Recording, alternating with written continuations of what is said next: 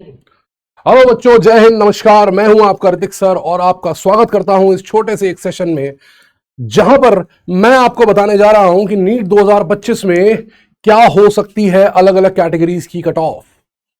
जब से नीट की ऑफिशियल आंसर की जारी हुई है, तब से हर एक बच्चे के दिमाग में केवल यही चल रहा है, क्योंकि आंसर की मिलाने के बाद अब सब बच्चों को नंबर अपने क्लियर हो चुके हैं, मार्क्स क्लियर हो चुके हैं। तो हर बच्चे के दिमाग में केवल यही चल रहा है कि क्या मेरा सिलेक्शन हो पाएगा या नहीं, क्या मुझे मेडिकल कॉलेज मिलेगा या नहीं, क्या मैं एमबीबीएस के लिए सिलेक्ट हो पाऊंगा या नहीं, किस राउंड में मुझे कॉलेज मिलेगा, नहीं मिलेगा, स्टेट से मिलेगा, ऑल इंडिया से मिलेगा। बहुत सारे सवाल हैं। और आज 13 जून है और 14 जून को टेंटेटिव डेट है रिजल्ट आने की। तो अभी इस समय हर एक नीट एस्पिरेंट की जो आंखें हैं वो घड़ी पर लगी हुई हैं और जो दिल है वो 200 की स्पीड से धड़क रहा है, 72 की स्पीड से नहीं, 200 की स्पीड से धड़क रहा है। कभी भी रिजल्ट आ सकता है, आज से लेकर कल तक। फाइनल आंसर की आफ्टर चैलेंज जारी होगी और उसके कुछ ही देर बाद रिजल्ट भी जारी हो जाएगा। आज से लेकर कल तक किसी भी समय ऐसा हो सकता है। अगर आपको याद हो, पिछले साल उन्होंने एक दिन पहले रात में रिजल्ट जारी कर दिया था, ठीक है ना। तो रिजल्ट आने से पहले एक इन्फॉर्म्ड आपको डिसीजन करने में हेल्प मिले, इसी के लिए मैं एक वीडियो लेके आया हूं आपके लिए। छोटा सा वीडियो है। अलग अलग कैटेगरीज में बच्चों से जो बात हुई है उसके आधार पर, जो टीम ने कलेक्शन किया है, जो डाटा कलेक्ट किया है उसके आधार पर, जो मैंने अपने बच्चों से बात की है, मेरे पास जो बच्चों के मैसेजेस आए हैं उसके आधार पर, बहुत सारे बच्चों से मिलने के बाद और बात करने के बाद जो मुझे समझ में आया है कि कट ऑफ कहां से कहां जा सकती है, वो मेरे हिसाब से कट ऑफ ये जानी चाहिए।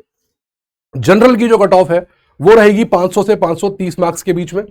ओबीसी की जो कट ऑफ है ये रहेगी 490 से 520 के बीच में। एससी कट ऑफ इस रेंज में रहेगी और एसटी की जो कट ऑफ है वो रहेगी 330 से 350 के बीच में। ये सारी की सारी cut off all India quota round 1 counselling के लिए है, राउंड 1 के लिए है। और ये गवर्नमेंट कॉलेज एमबीबीएस की है, ठीक है ना। ये क्वालिफाइंग मार्क्स नहीं है। क्वालिफाइंग मार्क्स तो कहीं 100-150 के आसपास जाएंगे। ये वो मार्क्स हैं जो अगर आपके आ रहे हैं, अगर आप इस रेंज में बैठे हैं, तो इस रेंज में बहुत चांसेस हैं कि आपको फर्स्ट राउंड ऑफ काउंसलिंग में गवर्नमेंट मेडिकल कॉलेज से एमबीबीएस की एक सीट मिल जाएगी। तो ये जो राउंड है, फर्स्ट राउंड जो है, अब अगर आप 530 से प्लस बैठे हैं, इसमें आप 10 नंबर का वेरिएशन प्लस माइनस कर सकते हैं। जैसे ये 490 तक जा सकता है, ये 520 तक जा सकता है, माइनस ही जाएगा, प्लस जाने के चांसेस काफी कम है। तो आप इसमें 10 नंबर का वेरिएशन और कर सकते हैं। तो अगर आप अप्रोक्सीमेटली इस रेंज में बैठे हैं तो आप बहुत ज्यादा चांसेस हैं इस बात के कि आपको कॉलेज मिल जाएगा फर्स्ट राउंड के अंदर ही। हाँ, अगर आप इस रेंज से प्लस पर हैं, जैसे अगर आप 530 प्लस पर हैं और जनरल हैं, तो आप बिल्कुल 100% सेफ हैं, कॉलेज आपको मिलेगा ही मिलेगा, ठीक है ना। अगर आप ओबीसी हैं, 520 प्लस पर बैठे हैं, तो आपको कॉलेज मिलेगा ही मिलेगा। ऐसे ही अगर आप एससी हैं और 450 प्लस पर हैं और एसटी हैं और 350 प्लस पर हैं, तो कॉलेज मिलने से भगवान भी आपको नहीं रोक सकते। यह बात तय है कि आपको कॉलेज मिलना ही मिलना है। यहां पर मैं ये क्लियर कर दूं कि मैं ऑल इंडिया कोटे की बात कर रहा हूं, स्टेट कोटे की बात नहीं कर रहा हूं। यूपी, बिहार और राजस्थान, ये 3 प्रांत ऐसे हैं जहां पर जो कट ऑफ होती है वो ऑल इंडिया कोटे के आसपास ही जाती है, तो उनके लिए ये स्टेट कोटे की भी कट ऑफ होगी। लेकिन बाकी सारी स्टेट्स में कट ऑफ थोड़ी सी कम जाती है। तो स्टेट कोटे में आपको जो आपकी सीट है वो मिल सकती है। That will depend on state to state. Bengal में कुछ और सिचुएशन होगी, महाराष्ट्र में कुछ और होगी, छत्तीसगढ़ में कुछ और होगी, झारखंड में कुछ और होगी। तो इसलिए उसके ऊपर हम एग्जैक्टली कमेंट नहीं कर सकते कि वो कहां पर जाएगी, कितनी कम होगी, कितनी ज्यादा होगी। बट आप ये मान के चलिए कि अगर आप यूपी से, बिहार से, राजस्थान से बिलोंग करते हैं तो सिचुएशन कुछ ऐसी रहने वाली है। और अगर आप किसी और स्टेट से बिलोंग करते हैं तो स्टेट कोटे में अगर आपके नंबर, इससे मैं कह रहा हूं 20-20 नंबर भी कम है, तो भी आपके चांसेस है कि आपको कॉलेज मिल जाएगा, ठीक है। अगर मैं राउंड 2 की बात करूं, सेकंड राउंड की अगर मैं बात करूं, तो सेकंड राउंड के लिए आप ये मान के चलिए कि लगभग 480 मार्क्स पर आपको सेकंड राउंड मिलेगा। यहां पर आप ये मान के चलिए कि आपको लगभग 465 नंबर के आसपास मान लीजिए, यहां 400 मान लीजिए, और यहां पर आप मान लीजिए कि 310 नंबर या 300 नंबर के आसपास सेकंड राउंड में आपका नंबर आ जाएगा। बट मैं यहां पर एक बात और भी क्लियर कर दूं कि एक बार रिजल्ट आ जाएगा फिर एनटीए की कहानी खत्म हो जाएगी, फिर प्रोग्राम एमसीआई का शुरू होगा, मेडिकल काउंसिल ऑफ इंडिया का। और इस प्रोग्राम में टाइम लगता है। काउंसलिंग जब होगी तो 14 जून को अगर रिजल्ट आता है तो आप ये मान के चलिए कि काउंसलिंग का पहला राउंड 1 जुलाई को स्टार्ट होगा। 15 दिन तक वो चलेगा और 20 जुलाई के आसपास सेकंड राउंड स्टार्ट होगा।